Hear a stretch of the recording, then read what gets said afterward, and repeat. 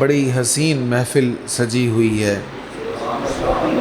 پہلے بڑا خوبصورت کلام پڑھا، روک لیتی ہے آپ کی نسبت تیر جتنے بھی ہم پہ چلتے ہیں، یہ کرم ہے حضور کا ہم پر آنے والے عذاب ٹلتے ہیں۔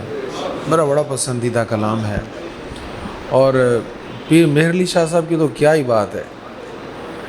انہوں نے حضور کے زلفوں کی، حضور کے رخسار کی، حضور کے دندان مبارک لبوں کی تعریف لکھی ہے، کتابوں سے پڑھ کر نہیں لکھی۔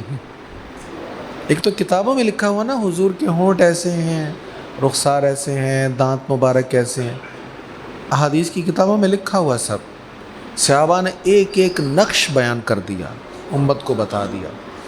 لیکن انہوں نے جو لکھا ہے کتابوں سے پڑھ کے نہیں لکھا، خود دیکھ کر لکھا ہے۔ ہاں، اللہ تعالی ہمیں حضور کی محبت نصیب فرمائے۔ بڑا پیارا مہینہ رخصت ہو رہا ہے، اور بڑا ہی پیارا مہینہ تشریف لا رہا ہے۔ ایک محترم مہمان گرامی تشریف لا رہا ہے۔ ہمارے ہاں جب کوئی مہمان آتا ہے تو ہم تیاری کرتے ہیں۔ کچھ مہمان ہوتے ہیں، ان کو دیکھ کر ہم کہتے ہیں ایک کدھروں آ گیا۔ ہوتا ہے نا کبھی، ایسا ہونا نہیں چاہیے۔ ایسا جب بھی مہمان کوئی بھی آ جائے، دل کشادہ رکھنا چاہیے۔ تو کچھ مہمان ہوتے ہیں، ہمیں بس تھوڑی سی خوشی ہوتی ہے، چہرے پہ کچھ اسمائل آ گئی، اور کچھ مہمان ہوتے ہیں ہم بہت خوش ہوتے ہیں، اور کچھ مہمان ہوتے ہیں ہمیں امید ہوتی ہے یار یہ کبھی آئیں تو مزہ ہی آ جائے، کیا ہی لطف ہو۔ کسی مہمان کے لیے ہم پوری تیاری کرتے ہیں گھر کی، اور بستروں کے کور چینج ہو جاتے ہیں، پردے چینج ہو جاتے ہیں، دھلائی ہوتی ہے پورے گھر کی، رنگ و روغن کا کام ہوتا ہے۔ تو شادی کے موقع پر یہ سارے اہتمام کیوں ہوتے ہیں؟ کہ مہمانوں نے آنا ہے، مہمانوں نے آنا ہے، یا ایک دلہن مہمان بن کر آنے والی ہے۔ تو ہر مہمان کے لیے ہم تیاری کرتے ہیں۔ یہ وہ مہمان ہے جس کا استقبال میرے آقا نے کیا ہے۔ اللہ اکبر۔ جیسے ہی رجب شریف کا مہینہ تشریف لاتا، رجب کا مہینہ، ابھی رجب کے بعد شعبان ہے، شعبان کے بعد پھر رمضان ہے، تو رجب کا مہینہ تشریف لاتا تو میرے آقا دعا کرتے، اللہم بارک لنا فی رجب و شعبان، یا اللہ رجب اور شعبان میں برکت دے، وبلغنا رمضان، اور ہمیں رمضان تک پہنچا دے۔ اتنا پیارا عظمتوں برکتوں والا ماہ کریم تشریف لا رہا ہے۔ حضور صلی اللہ علیہ وسلم نے فرمایا کہ جیسے ہی رمضان کریم کی پہلی رات آتی ہے نا، اللہ تعالیٰ جنت کے سارے دروازے کھول دیتا ہے، سارے دروازے کھول دیتا ہے، دوزخ کے تمام دروازے بند، شیاطین کو جکڑ دیا جاتا ہے، باندھ دیا جاتا ہے۔ شیطان کو کیوں جکڑ دیا جاتا ہے؟ کہ شیطان انسان کو گناہوں کی طرف راغب کرتا ہے، وسوسہ دل میں ڈالتا ہے نا، خیال دل میں ڈالتا ہے۔ شیطان زبردستی نہیں گناہ کرواتا، شیطان نے صرف خیال دل میں ڈالنا ہوتا ہے، گناہ انسان خود کرتا ہے۔ تو شیطان کو جکڑ دیا جاتا ہے تاکہ یہ وسوسہ ڈالے ہی نہ، خیال ڈال ہی نہ سکے گناہ کا۔ اچھا، یہاں پر شاید آپ کے ذہن میں ایک بات آئے کہ شیطان تو جکڑا ہوا ہوتا ہے، قید ہوتا ہے، پھر رمضان شریف میں گناہ کیوں کرتے ہیں لوگ؟ بہت سے لوگ بچ جاتے ہیں، لیکن کچھ لوگ رمضان میں بھی گناہ کرتے رہتے ہیں، رمضان میں بھی استغفر اللہ بڑے بڑے جرائم ہوتے رہتے ہیں۔ تو یہ کیسے ہوتے ہیں؟ دیکھیں، ہمارا دشمن صرف شیطان نہیں ہے، شیطان ایک دشمن ہے، ایک اور بھی دشمن ہے، وہ شیطان سے بھی بڑا دشمن ہے۔ وہ بزرگوں نے بات کچھ اور کہی تھی، لوگوں نے سمجھ کچھ اور لیا۔ وہ جو بڑا دشمن ہے نا، اس کے بارے میں بابا بلے شاہ نے کہا تھا، بکل دے وچ چور، وہ اندر چھپا ہوا ہے، وہ کیا ہے؟ نفس۔ دیکھیں نا، ہم کہتے ہیں شیطان نے گمراہ کر دیا۔ بھئی شیطان کو کس نے گمراہ کیا تھا؟ شیطان سے پہلے تو کوئی شیطان نہیں تھا، شیطان کو نفس نے گمراہ کیا تھا۔ تو دو دشمن ہیں، ایک شیطان اور ایک ان النفس لامارۃ بالسوء، نفس امارہ، ہمارا اپنا نفس، ہماری اپنی خواہش، ہمارا اپنا مزاج، ہماری اپنی طبیعت، یہ بھی گناہوں کی طرف راغب کرتے ہیں۔ تو دوسرا جو شیطان سے بھی بڑا دشمن ہے وہ نفس ہے۔ تو شیطان کو تو اللہ تعالیٰ نے قید کر دیا، رمضان میں قید کر دیا جاتا ہے، اور جو دوسرا بڑا دشمن ہے اس کو قابو کرنے کا بھی اللہ تعالیٰ نے طریقہ عطا فرما دیا۔ وہ کیا طریقہ ہے؟ روزہ۔ دن بھر بھوکے پیاسے رہو گے، یہ بھی کمزور ہو جائے گا، اس پر تم قابو پالو گے۔ یہی وجہ ہے کہ حضور علیہ السلام نے نوجوانوں سے کہا، نوجوانوں شادیاں کرو، شادی کرو، شادی کر کے اپنا ایمان بچاؤ، ادھر ادھر منہ نہ مارو۔ نوجوانوں شادیاں کرو، جو شادی نہیں کر سکتا وہ روزے رکھے۔ تیسرا آپشن کوئی نہیں ہے۔ جو شادی نہیں کر سکتا وہ روزہ رکھے، کیونکہ روزہ شہوت کو توڑ دیتا ہے، نفس کو کمزور کرتا ہے اور روحانی طاقت بڑھا دیتا ہے۔ تو ایک دشمن تھا شیطان، اس کو قید کر دیا گیا، اور دوسرا دشمن نفس، اس کے لیے روزہ دے دیا گیا۔ روزہ کیسا عظیم عمل! فرمایا اے ابن آدم، ہر نیک کام کی جزا ہے، تو نیکی ایک کرتا ہے ثواب 10 گنا ملتا ہے، تو نیکی ایک کرتا ہے ثواب 50 گنا ملتا ہے، 100 گنا ملتا ہے، یہاں تک اے حضور کے غلام، یہ تجھے کمال بخشا ہے، تجھے عزت دی ہے اللہ نے کہ تو نیکی ایک کرتا ہے ثواب 700 نیکیوں کا ملتا ہے۔ 7 سنابل فی کل سنبلۃ 100 حبہ، یہ ہے قرآن کریم کی، ایک نیکی کی ثواب 700 نیکیوں کا ملا۔ پھر یہیں پر بس نہیں ہے، تمہاری نیت، تمہارا اخلاص جتنا اچھا ہوگا اس سے بھی ثواب زیادہ ہوگا۔ واللہ یضاعف لمن یشاء، اللہ جس کے لیے چاہے 700 سے بھی بڑھا دیتا ہے۔ تو رمضان کریم میں یہ پھر سعادت بخشی گئی کہ حضور علیہ السلام فرماتے ہیں، اللہ تعالیٰ فرماتا ہے کہ اے انسان، تو نیکی کرتا ہے، تیری نیکی کا اجر بڑھایا جاتا ہے اور تجھے اجر دیا جاتا ہے، لیکن روزہ میرے لیے ہے، جزا بھی میں ہی دوں گا۔ اللہ فرماتا ہے روزہ میرے لیے ہے، روزہ کی جزا بھی میں ہی دوں گا۔ اس کو یوں بھی پڑھا گیا ہے کہ روزہ میرے لیے ہے اور میں خود اس کی جزا ہوں۔ اللہ کہتا ہے میں اس کی جزا ہوں۔ کیا کمال کی بات ہے! اس بات کو سمجھنا ہے نا تو ماضی میں جائیں، ایک واقعہ بڑا خوبصورت پڑا ہوا ہے۔ اقبال کا شعر ہے نا، ایک ہی صف میں کھڑے ہو گئے محمود و ایاز۔ محمود و ایاز یہ دو پرسنالٹی بڑی اہم ہیں۔ ایک ہی صف میں کھڑے ہو گئے محمود و ایاز، نہ کوئی بندہ رہا نہ کوئی بندہ نواز۔ تو محمود کون تھا؟ سلطان محمود غزنوی، بہت عظیم بادشاہ تھا۔ ان کے غلام تھے، پھر ان کے وزیر بن کے، ان کا نام ہے ایاز۔ لاہور میں ان کا مزار ہے، کبھی گزر ہو اندرون لاہور سے ان کا مزار دیکھے تو وہاں پہ ضرور فاتحی پڑھیں، بڑے نیک آدمی تھے، اللہ والے تھے حضرت ایاز۔ ایک دن سلطان نے خزانے کھول دیے، سلطان محمود غزنوی نے خزانوں کے منہ کھول دیے، کہا لوٹ لو، جس کو جتنا لینا ہے لے لو۔ اب درباری امراء وزراء خزانہ لوٹ رہے ہیں، کوئی جھولی بھر بھر کے لے کر جا رہا ہے۔ اب دیکھیں عزت کے ساتھ کسی چیز میں پیک کر کے کوئی چیز دی جائے تو اور بات ہے، لیکن ایسے ہی بٹا اور جھولی میں ڈالا جا رہا تو اس میں بندے کی عزت تو نہیں ہے نا۔ لیکن وہ مال اتنا قیمتی تھا کہ عمراء نے اس بات کی پرواہ ہی نہیں کی کہ ہم جھولی میں ڈال رہے ہیں یا اپنی سر سے چادر اتار کر اس میں ڈال رہے ہیں، ان کا بس لپیٹ لیں، اٹھا لیں، بڑی قیمتی چیزیں ہیں، جواہرات بڑے قیمتی ہیں۔ تو سبھی بھاگ بھاگ کے مال سمیٹ رہے ہیں، اور ایاز جو ہے یہ اس کو کوئی پرواہ ہی نہیں ہے، کسی چیز کی طرف نہیں بھاگا۔ سلطان نے کہا ایاز تمہیں کچھ نہیں چاہیے؟ مجھے بھی چاہیے۔ کیا چاہیے؟ جو چاہیے تم بھی لے لو، ہاتھ رکھو، تمہیں کیا چاہیے؟ ایاز دھیمے قدموں سے چلتا ہوا آیا اور سلطان کے سر پہ ہاتھ رکھ دیا، کہا مجھے ہیرے نہیں چاہیے، ہیروں والا چاہیے۔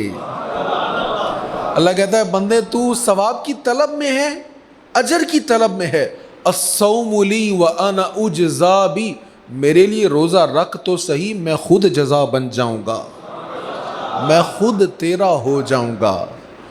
اور پھر جب اللہ ہو جاتا ہے نا کسی کا، پھر وہ کیا ہوتا ہے، خدا بندے سے خود پوچھے بتا تیری رضا کیا ہے، خدا بندے سے خود پوچھے بتا تیری رضا کیا ہے، کہ محمد سے وفا تو نے تو ہم تیرے ہی ہیں، یہ جہاں چیز ہے کیا، یہ جہاں کیا چیز ہے، یہ جہاں چیز ہے کیا، لوح و قلم تیرے ہیں، ارے میرے محبوب کی دہلیز کا گدھا بن تو صحیح، میرے مصطفیٰ کی غلامی کر تو صحیح، یہ جہان کیا ہے، ہم تجھے قلم دیں گے، جو لکھے گا وہ عطا کر دیا جائے گا، یہ جہاں چیز ہے کیا، لوح و قلم تیرے ہیں۔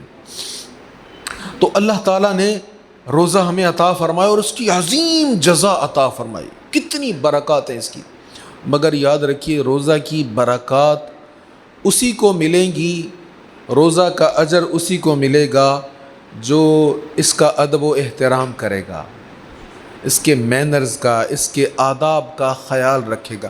تو حضور صلی اللہ تعالیٰ علیہ وآلہ وسلم نے بڑی توجہ دلائی ہے، فرمایا جو برا عمل نہیں چھوڑتا، برائیوں کو نہیں چھوڑتا، اللہ کو اس کے روزے کی کوئی حاجت نہیں ہے، یعنی اللہ کو اس کا عمل پسند نہیں ہے، بری بات کہنا نہیں چھوڑا، چغلی کرنا نہیں چھوڑا، بد نگاہی کرنا نہیں چھوڑا، تو پھر اللہ کو کوئی طلب نہیں ہے۔ فرمایا بہت سارے لوگ ایسے ہیں جن کو دن بھر بھوکا پیاسا رہنے کے سوا کچھ نہیں ملتا، اور بہت سارے لوگ ایسے ہیں جن کو ساری رات جاگنے کے سوا کچھ نہیں ملتا، رات جاگی لیکن کوئی فائدہ نہیں ہے۔ کیسی رات جاگی؟ رات ایسی جاگو کہ اللہ راضی ہو۔ رمضان المبارک میں آج کل چند سالوں سے، جب سے گرمیوں میں رمضان شریف آیا، اکثر لوگ رات کو جاگتے ہیں، لیکن ہم سوچیں کہ ہم رات کو ایسا جاگ رہے ہیں کہ جس سے اللہ خوش ہو۔ وہ پھر بابا بلے شاہ مجھے یاد آ گئے، راتی جاگن کتے تیتھوں اتے، کہ وہ کہتے ہیں رات کو تو کتا بھی جاگتا ہے، وہ بھی ساری رات جاگتا رہا۔ اے انسان، تو اگر رات کو جاگا تو نے کیا کیا؟ اگر کتا اپنے مالک کی وفاداری کے لیے جاگتا رہا، مالک کے دروازے پہ مالک کی حفاظت کے لیے بھونکتا رہا، اور تو مالک کا نافرمان رہا، تو پھر تجھ سے تو بہتر وہ کتا نہیں ہے۔ راتی جاگن کتے تیتھوں اتے، یہ سمجھنے والی باتیں ہوتی ہیں۔ لوگوں نے سمجھ لیا بس ایسے کوئی ملنگ تھا، بڑی بڑی گہری بات کہی ہے۔ راتی جاگیں شیخ صدامیں، راتی جاگن کتے تیتھوں اتے، اٹھ بلیا چل یار منا، نہیں تے بازی لے گئے کتے تیتھوں اتے۔ ہمارا جاگنا کیسا جاگنا ہے؟ کیا ہم ایسا جاگ رہے ہیں کہ اللہ خوش ہو؟ حضور نے فرمایا بہت سارے ایسے ہیں رات کو جاگتے ہیں، رات بھر جاگتے ہیں، لیکن ان کے رات بھر جاگنے کا انہیں کوئی فائدہ نہیں، اللہ کو ان کا جاگنا پسند نہیں ہے۔ راتوں کو اس طرح گزاریں کہ اللہ خوش ہو جائے۔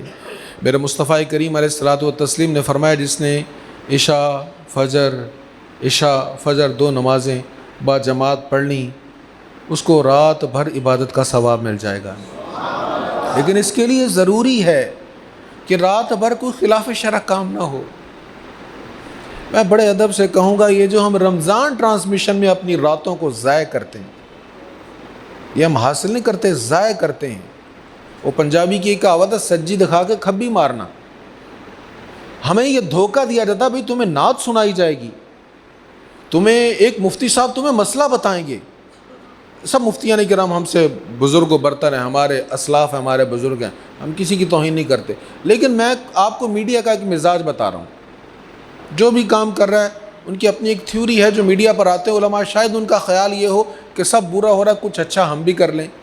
یہ تو دیکھنے والی آڈینس ہے، یہ تو نہیں رکے گی، لیکن چلو کچھ ہم اچھا اس میں ڈال دیں۔ لیکن میں عرض یہ کروں گا کہ رمضان ٹرانسمیشن کے لیے آپ ٹی وی نہ کھولیں۔ آپ جب ٹی وی کھولیں گے، آپ دیکھ رہے ہیں کہ مفتی صاحب مسئلہ بتا رہے ہیں، سوال آتا ہے مفتی صاحب یہ مسئلہ بتائیں، اور اینکر آپ کو کیا کہتا ہے، مفتی صاحب ابھی جواب دیتے ہیں ایک بریک کے بعد۔ اب بریک میں کیا ہوگا؟ کیا بریک میں جو میوزک چلے گا وہ سننا آپ کے لیے مفید ہے؟ بریک میں جو خواتین آپ کو دکھائی جا رہی ہیں ان کا دیکھنا آپ کے لیے مفید ہے؟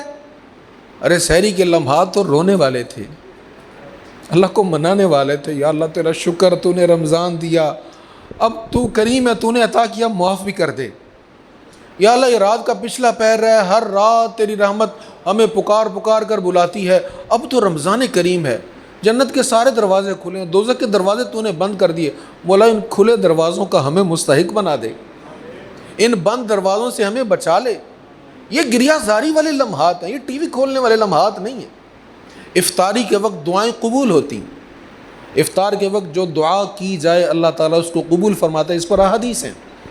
لیکن اس وقت بھی ہم رمضان ٹرانسمیشن میں لگے ہوئے ہیں. ہمیں میڈیا نے ایسے چکر میں ڈال دیا، ہم نے سمجھا شاید یہاں سے ہمیں اسلام ملے گا. نہیں، ایسے نہیں، یہ بہت بڑا دھوکہ ہے. ہاں کوئی ایسا چینل ہو جو 100% جیسے ہمارا مدنی چینل ہے، ایسی کوئی چیز ہے تو ضرور دیکھیں. آپ 24 گھنٹے دیکھیں، نہ وہاں پر کوئی عورت ہوگی، نہ کوئی میوزک ہوگا، خالص آپ کو اسلام دیا جائے گا، تو آپ اس کو دیکھتے رہیں. اس طرح کی کوئی چیز ہو، یوٹیوب پر ہو، کہیں اور ہو، تو اس کو دیکھنے میں حرج نہیں ہے. لیکن سب سے بہتر یہ جو لمحات ہیں، دعا والے لمحات، اس میں رجوع اللہ کریں، اپنی تار جوڑنے کی کوشش کریں. اللہ ہمیں توفیق دے. قرآن مجید فرقان حمید کی تلاوت ضرور کریں، بکثرت کے ساتھ کریں. حضور صلی اللہ تعالیٰ علیہ وآلہ وسلم کی بارگاہ میں جبریل امی آتے اور سرکار کریم علیہ الصلوۃ والتسلیم کے ساتھ رمضان مبارک میں قرآن کریم کا دور ہوتا. حضور علیہ السلام حضرت جبریل علیہ السلام کو قرآن مجید سنایا کرتے تھے. حضرت جبریل حضور کو قرآن سناتے، حضور حضرت جبریل امی کو قرآن کریم سناتے. کاش ہم بھی کچھ ایسا کریں نا، قرآن پڑھ لیا کریں، کچھ سن لیا کریں، کچھ سنا دیا کریں. اور جب حضرت جبریل حضور سے ہو کر جاتے تو سرکار صلی اللہ تعالیٰ علیہ وسلم ویسے بھی رمضان کریم میں بڑی سخاوت کرتے، لیکن جب جبریل ہو کر جاتے نا تو حدیث میں ہے کہ پھر حضور علیہ السلام سخاوت میں حضور کا مزاج طوفانی ہوتا تھا. جیسے طوفان تیز آتا ہے، تیز ہوا ہوتی، ایسے حضور خوب سخاوت کیا کرتے تھے، خوب دل کھول کے سخاوت کیا کرتے تھے. اللہ اکبر. سرکار سے بڑا سخی کوئی ہو سکتا کائنات میں؟ اللہ کی مخلوق میں کریم ایسا ملا کہ جس کے کھلے ہیں ہاتھ اور بھرے خزانے. کریم ایسا ملا کہ جس کے کھلے ہیں ہاتھ اور بھرے خزانے. بتاؤ اے مفلسو کہ پھر کیوں تمہارا دل اضطراب میں ہے. او مفلسو غریبوں گھبراتے کیوں؟ تمہیں کریم ایسا ملا ہے جس کے پاس خزانے بھی بڑے ہیں اور ہاتھ بھی بڑے ہیں. کھلے ہیں ہاتھ. ہاتھ کھلا ہونے کا مطلب ہے سخی ہونا، اور ہاتھ تنگ ہونے کا مطلب ہے سخی نہیں، کنجوس ہے. تو کھلے ہیں ہاتھ اور بھرے خزانے. حضور صلی اللہ تعالی علیہ وسلم پھر خوب سخاوت کیا کرتے. رمضان کریم میں قرآن کریم کے ساتھ اپنا تعلق مضبوط کیجئے. گزشتہ سال مجھے ایک ساتھی کا فون آیا امریکہ سے. وہ کہنے لگے جی میں رمضان المبارک میں قرآن کریم زیادہ پڑھا جاتا ہے تو مجھے شوق ہوا میں قرآن مجید تفسیر کے ساتھ پڑھوں. وہ کوئی خاتون تھی، وہ تفسیر ان کا آڈیو لیکچر تھا، میں سن رہا تھا، تو انہوں نے اولیاء کرام کے بارے میں، مزارات کے بارے میں بڑی نازیبہ باتیں کہیں. انہوں نے کہا یہ مزارات جو ہیں ان میں اور بت خانوں میں کوئی خاص فرق نہیں، اس طرح کی کچھ باتیں کہیں. تو یہ درست ہیں؟ میں نے کہا نہیں، بت خانہ تو بہت بری جگہ ہے، وہ شرک کا مقام ہے، وہاں پر تو نہیں جانا چاہیے. اور جہاں اولیاء کرام ہو وہ اللہ کے نیک بندے ہوتے ہیں، وہاں جا کے قرآن کریم پڑھنا چاہیے، رحمتوں کا نزول ہوتا ہے. تو اولیاء اور بت ایک جیسی چیز تو نہیں ہے، ان میں تو بہت سارا ڈفرینس ہے، بڑا فرق ہے، زمین و آسمان کا فرق ہے. بت جو ہیں یہ شیطان کے دوست ہیں، اولیاء جو ہیں یہ رحمان کے دوست ہیں. یہ ایک جیسے کیسے ہو سکتے ہیں؟ اولیاء تو رحمان کے دوست ہیں، یہ تو اللہ والے ہیں. بت جو ہیں یہ اللہ کی اپوزیشن پارٹی ہے، اور اولیاء اللہ کے بندے ہیں، حزب اللہ ہیں، اللہ والے ہیں. تو یہ ایک نہیں، ان میں فرق ہے، بہت بڑا زمین آسمان کا فرق ہے. تو مجھے وہ کہنے لگے حضرت میں بڑا پریشان ہوں، پھر مجھے کوئی لنک آپ بھیجیں، میں پورا قرآن مجید تفسیر کے ساتھ پڑھنا چاہتا ہوں. تو میں نے کچھ لنکس انہیں بھیجے، انہوں نے کچھ سن لیا لیکن مکمل ان کا اطمینان نہیں ہو سکا. تو میں نے اس وقت ارادہ کیا تھا کہ آئندہ رمضان کریم سے پہلے میں پورے قرآن کریم کی تفسیر ویڈیو ریکارڈ کرواؤں گا. ہم نے اس پر اکتوبر میں ہم نے اس پر کام شروع کیا، اس پر کئی تجربات ہوئے. لائبریری کو ہم نے اسٹوڈیو کی شکل دی، اس پر کام شروع کیا، اور پھر بالآخر دسمبر میں اللہ کے فضل سے ہماری ریکارڈنگ شروع ہو گئی۔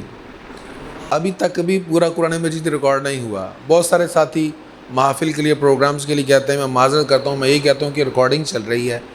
ہم نے رمضان کریم میں انشاءاللہ دورہ قرآن کریم کروانا ہے انشاءاللہ۔ تو وہ اس کی کافی محنت ہوئی، بلکہ ٹیم ورک ہوا۔ ہمارے ساتھی ہیں جنہوں نے مل کر کام کیا، تقریباً 10 کے قریب ہمارے ساتھی ہیں، کیمرے والے، ریکارڈنگ والے، ایڈیٹنگ والے، پھر اس میں موضوعات کا انتخاب کرنے والے، پھر علماء کرام جو چیک کرنے والے کہیں غلطی تو نہیں رہے گی، قرائے کرام، ہمارے قاری صاحب جنہوں نے بھی تلاوت کی، یہ پھر تلاوت کرتے رہے۔ پہلے کچھ پاروں میں نے خود تلاوت کی، بعد میں الحمدللہ ان کی تلاوت ساتھ ساتھ چل رہی ہے۔ تو بڑا اس پر کام ہوا، بڑا ورکنگ ہوئی، صرف اس لیے کہ رمضان کریم میں ہم حضور سے محبت کرنے والی اولیاء کرام کی چاہت سے لبریز ایک آواز بھی تفسیر قرآن کی صورت میں پیش کر سکیں۔ اس پر الحمدللہ کام ہو رہا ہے، اور رمضان شریف کی پہلی رات ہی سے اس کا آغاز ہو جائے گا۔ نماز تراویح کے بعد، پہلی نماز تراویح کے بعد ایک پارہ، مکمل ایک پارہ، وہ 2 گھنٹے کا کلپ ہوگا۔ ایک پارہ جو ہے وہ انشاءاللہ ہمارے جو ادارے کا یوٹیوب چینل ہے، یہ لکھا ہوا یہاں پر، ڈیٹیل آپ لینا چاہیں تو لے سکتے ہیں، معلومات چاہیے تو ساتھیوں سے پوچھ بھی سکتے ہیں بعد میں۔ انشاءاللہ پہلی تراویح کے بعد ایک مکمل پارہ ہمارے یوٹیوب چینل پر آئے گا، اس میں تلاوت بھی ہوگی، مکمل ترجمہ ہوگا، اور چیدہ چیدہ مقامات کی تفسیر ہوگی، اور 2 گھنٹے میں یہ پارہ انشاءاللہ مکمل ہوگا۔ پھر ہر رات ایک پارہ انشاءاللہ آتا رہے گا۔ ابھی مکمل نہیں ہوا، دعا کیجیے گا مکمل ہو جائے، کوئی رکاوٹ نہ آئے، ہمارا پہلا تجربہ ہے، تو اس کے لیے دعا بھی کیجیے گا، اور اس میں شامل بھی ہوئیے گا، اس کو ضرور سنیے گا۔ اگر آپ رات کو جاگتے ہیں تو قرآن کریم سنتے ہوئے اپنی رات کو جاگیں۔ نماز تراویح کے بعد انشاءاللہ 2 گھنٹے کا ایک کلپ ہوا کرے گا۔ اگر آپ رات کو سوتے ہیں تو میں آپ کو یہ نہیں کہتا کہ آپ پھر ضرور اس کے لیے جاگیں، پھر آپ سو جائیں، کیونکہ جو رات کی نیند ہے نا، وہ دن کو نہیں ہے۔ طبی اعتبار سے بھی سب سے بہترین نیند رات کی نیند ہے۔ اگر آپ رات کو سوتے ہیں تو پھر آپ سو جائیں، وہ جو ایک پارہ یوٹیوب پر اپلوڈ ہوگا رات کو، وہ صبح بھی رہے گا، وہ صبح ریز نہیں ہوگا، وہ اگلے دن بھی آپ اس کو سن سکیں گے۔ لیکن اگر آپ اس کو براہ راست جب آ رہا ہے اس وقت اگر آپ جاگ رہے ہیں تو ضرور اس کو سنیے، اور سن کر اپنے احباب کو بھی اس میں شامل کیجیے۔ یہ نیکی کی جو دعوت ہوتی ہے بڑی مزے کی چیز ہوتی ہے۔ حضور صلی اللہ علیہ وسلم نے فرمایا، جب تم نے کسی ایک شخص کو نیکی کی دعوت دی، تمہاری دعوت پر جس شخص نے وہ نیک کام کیا، اس کو جتنا ثواب ملے گا اتنا ہی ثواب تمہیں بھی ملے گا۔ تو اب تو یار یہ ثواب کمانا بڑا آسان کام ہے۔ ہم سب کے واٹس ایپ پر کئی گروپس ہوتے ہیں، براڈ کاسٹ اگر ہم خود اپنی بنا لیں تو اس میں بھی 500 لوگوں کے نام آ جاتے ہیں۔ براڈ کاسٹ بنا لیں یا گروپس میں آپ اس کا لنک اگر شیئر کرتے جائیں، روز رات کو اس کا لنک سب کو سینڈ کر دیں، تو اگر آپ کی دعوت پر کسی نے ایک آیت بھی سن لی، ایک مسئلہ بھی اس کے دل میں بیٹھ گیا، انشاءاللہ آپ کو بھی اس میں سے ثواب ملے گا، اور میرے جو سارے ساتھی اس سلسلہ میں شامل ہیں، شریک ہیں، انہیں بھی اس کا اجر و ثواب ملے گا۔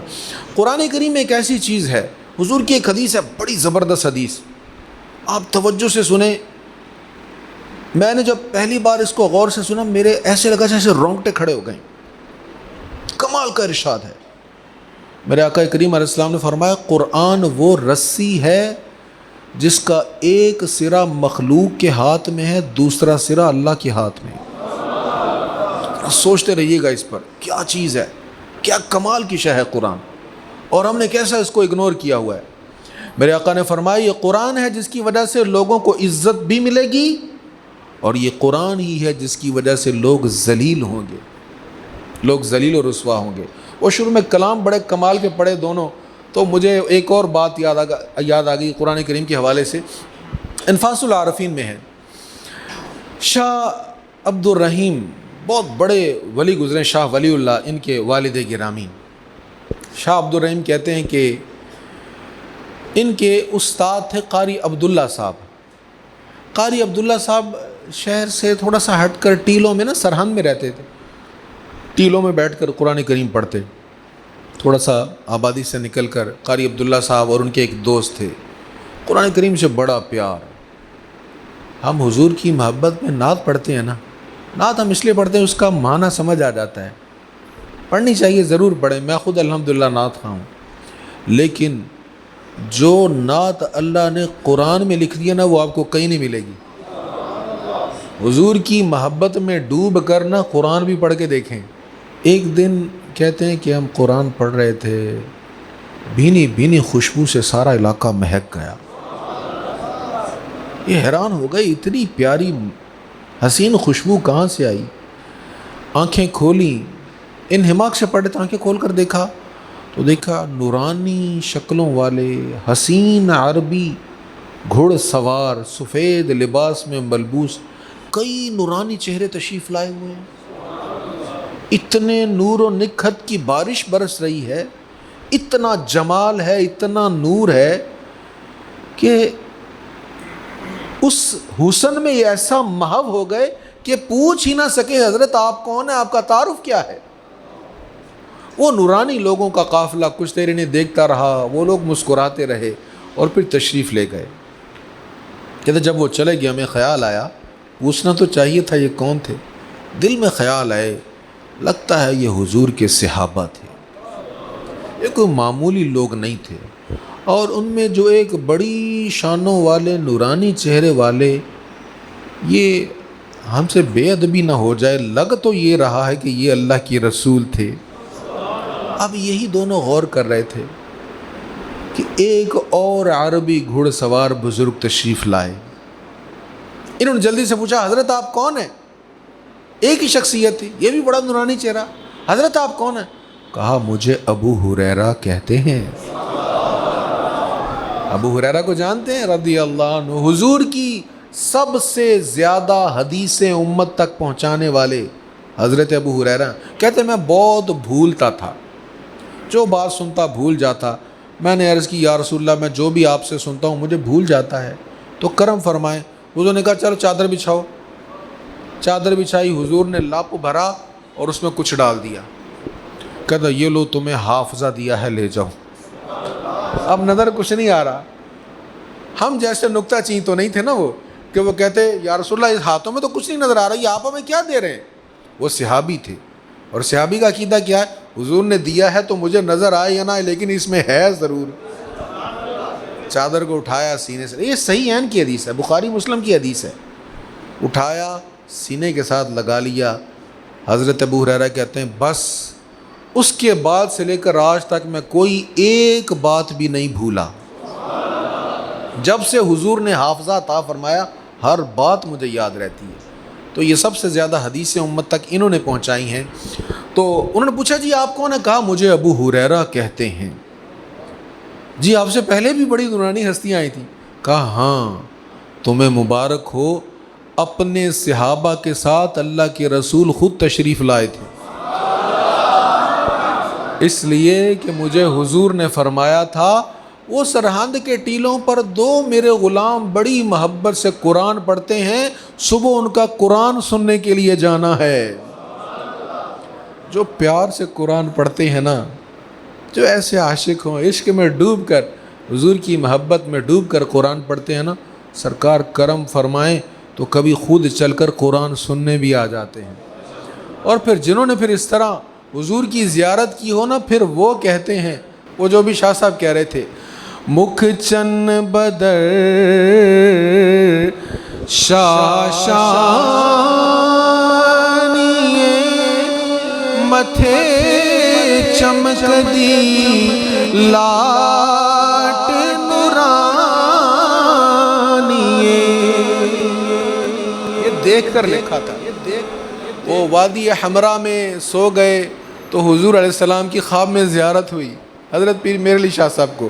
اب مدینہ منورہ کے راستے میں ہے نا، تو سو گئے، حضور کی زیارت ہوئی، حضور کو دیکھا، جمال جہاں آرا دیکھا۔ اب وہاں سے پھر چلتے چلتے مدینہ طیبہ پہنچ گئے۔ اب جالیوں پر پہنچ کر وہ منظر پھر یاد آ رہا، وہ جو خواب میں دیکھا تھا۔ پھر کہتے ہیں آج سکھ متراں دی ودھیری ہے، کیوں دلڑی اداس گھنیری ہے، لوں لوں وچ شوق چنگیری ہے۔ آقا میرے جسم کا ایک ایک بال اس شوق میں مچل اور تڑپ رہا ہے، وہ جو مجھے خواب میں جلوہ دکھایا تھا آج پھر دکھا دیجئے۔ وہ کون سا جلوہ تھا؟ مکھ چن بدر شاشانیے،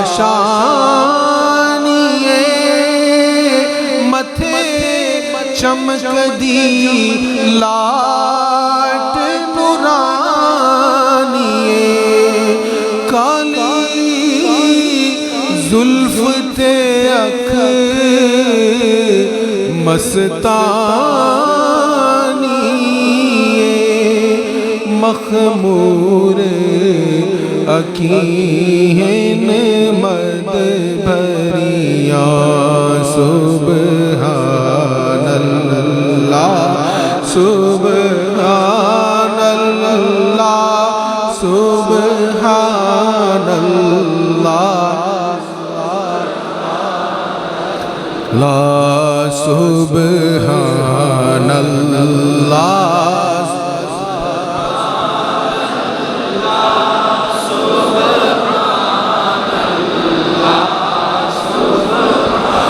دو ابرو قوس مثال دسن، جے دونوں کے میاد تیر چھٹن، لباں سرخ آنکھاں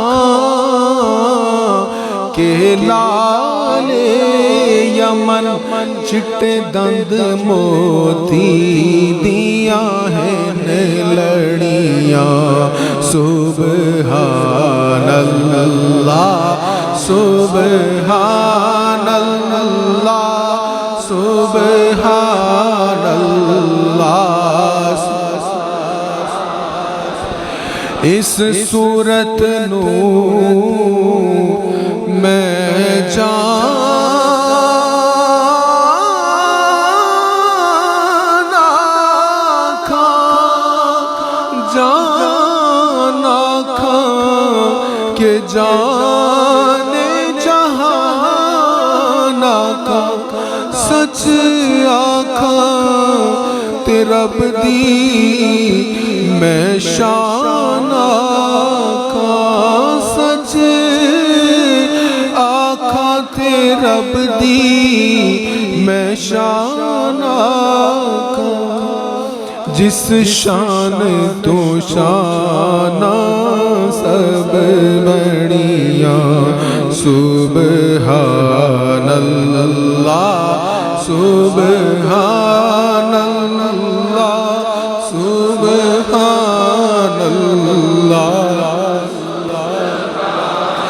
اے صورت شالا پیش نظر، روے وقت نزات روزے حشر،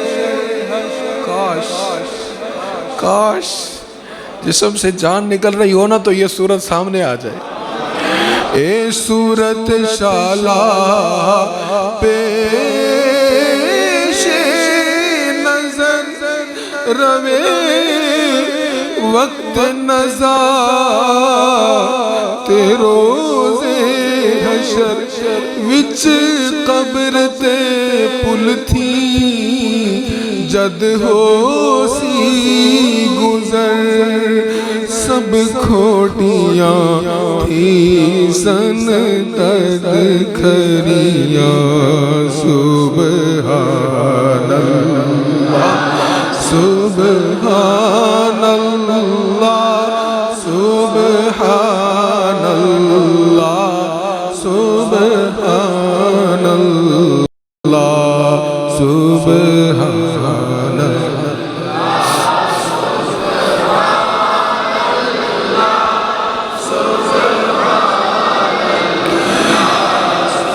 سبحان اللہ ما اجملک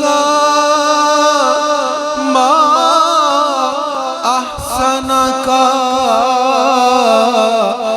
ما اکملک، کتے میرے علی کتے تیری ثنا، हजार बार बशोयम दहन से मुश्क गुलाब हनूज नाम तो गुफ्तन कमाल बे अदबीस सुबहान अल्लाह मा अजमल का मा अहसन का मा अकमल का किथे मेहरे अली किथे तेरी सना। आज हम सना खानी करके कहते हैं हमने बहुत कुछ कह दिया, बड़ी तारीफ कर दी। अरे देखो यहाँ शहजादा है, आले रसूल का चश्मो चराग है, औलाद अली है, वो कह रहा है कहाँ हुजूर आपकी सना और कहाँ मैं गुनहगार। किथे मेहरे अली किथे तेरी सना। गुस्ताख अखी किथे जा लड़ियां सुबहान अल्लाह सुबहान अल्लाह सुबहान अल्लाह सुबहान अल्लाह। काश हम इस लायक हो जाएं कि हम भी तमन्ना कर सकें कि हुजूर हमें अपना दीदार करवाएं। मैं इस तरह का कोई कलाम हो जिसमें दीदार की आरज़ू, तो मैं क्या करता हूँ यार ये मैं शायर का कलाम है इसलिए पढ़ रहा हूँ। हमारी हैसियत कहाँ कि हम कहें हुजूर हमें दीदार करवाएं, इस लायक हैं। मुहद्दिस आज़म अलैहिर्रहमत तशरीफ़ ला रहे थे मस्जिद शरीफ में जुमा के लिए। एक बंदा कहने लगा हज़रत जी मेरे लिए दुआ करें, मैंने मदीने जाना है। आपने देखा चेहरा भी सुन्नत के ख़िलाफ़, लिबास भी सुन्नत के ख़िलाफ़, हेयर कटिंग भी सुन्नत के ख़िलाफ़। वो फिर कहने लगा हुजूर मैंने मदीने जाना है। कहने लगे वो बड़े करीम है, बुला लेंगे, तू अपनी शक्ल तो बना ले, वहाँ जाने वाली शक्ल तो बना। हम हैं कि ये आरज़ू करें कि हुजूर दीदार करें, सारी सारी रात बेहयाई देखते रहते हैं। थोड़ा सा वक्त मिला नहीं, फ़ोन निकाला और फिर बस मसरूफ़। अपना ही डाटा है, अपना ही वाईफाई लगा हुआ है, कौन कोई पूछने वाला है? कोई पूछने वाला नहीं, लेकिन अल्लाह तो देख रहा है ना, अल्लाह तो देख रहा है। यहीं से पता चलेगा अल्लाह पर कितना यकीन है। लोगों से छुप गए, अल्लाह से भी छुप सकते हो। ये यकीन है कि अल्लाह देख रहा है, ये यकीन है अल्लाह देख रहा है। अगर यकीन है तो फिर हम कभी भी तन्हाई के लम्हात को बेहयाई में ना गुजारें। तो रमज़ान करीम के दिन और रमज़ान करीम की रातें इंशाअल्लाह तशरीफ़ ला रहे हैं। अल्लाह करीम हमें रमज़ान शरीफ तक पहुँचाए, तो कोशिश करें खूब दिन और रात की कदर कीजिए। मुझ गुनाहगार शहकार के लिए भी दुआ कीजिएगा, मैं भी आप सब के लिए दुआ को हूँ। अल्लाह ताला हमें इस मुक़द्दस मेहमान की तकरीम नसीब फरमाए और इस माह मुक़द्दस में पाबंदी से नमाज़ें पढ़ने, कुरान करीम की तिलावत करने, सदका खैरात करने, आमाल सालिहा करने, कुरान पढ़ने समझने की तौफ़ीक अता फ़रमाए। करने के काम जो है ना वो आसान है, सखावत करना आसान है और नवाफिल नफली इबादत आसान है। छोड़ने के काम मुश्किल हैं, छोड़ने वाले काम मुश्किल हैं। क्या छोड़ना है? झूठ बोलना छोड़ना है, गीबत करनी छोड़नी है, बदनिगाही छोड़नी है। जो छोड़ना है ना वो ज़्यादा अहम है, ज़्यादा मुश्किल है और ज़्यादा सवाब भी उसी का है, ज़्यादा मज़ा भी उसी का है। अगर बुराई भी करते रहेंगे और साथ नेकियां भी करते रहेंगे तो फिर वो मिक्स अप हो जाएगा ना। मैं एक मिसाल में देता हूँ। आपने एक कमरा बनाया, उसी कमरे के अंदर आपने कूड़ा करकट फेंक दिया, उसी कमरे में आपने 50,000 का सोफ़ा लाकर रख दिया, उसी कमरे के अंदर आपने 5 लाख का फानूस लाकर लटका दिया, आपने 1 लाख रुपए की LED लगा दी और गंद भी वहीं पर पड़ा हुआ, उसमें बैठने को दिल करेगा? मेहमान आएगा तो कहेगा यार बेशक तो 50,000 का सोफ़ा ना लगाता, ये लाखों रुपए का फानूस ना लटकाता, सिंपल पेंट करवा देता, लेकिन गंद तो उठा देता यहाँ से। ہم کتے کو نکالتے نہیں ہیں، پانی نکالتے رہتے ہیں. تو بھئی یہ دل کو صاف کرنا زیادہ ضروری ہے. اللہ ہمیں توفیق دے، مجھے بھی توفیق دے، آپ کو بھی. آنکھوں کو، زبان کو، کانوں کو، ہاتھوں کو، ان کو گناہوں سے پاک کریں گے نا تو پھر تھوڑے سے عمل کا بھی بہت مزہ آئے گا، تھوڑے سے عمل کا بھی بہت ثواب ہوگا. اللہ ہمیں اس کی توفیق نصیب فرمائے. وآخر دعوانا الحمد للہ رب العالمین.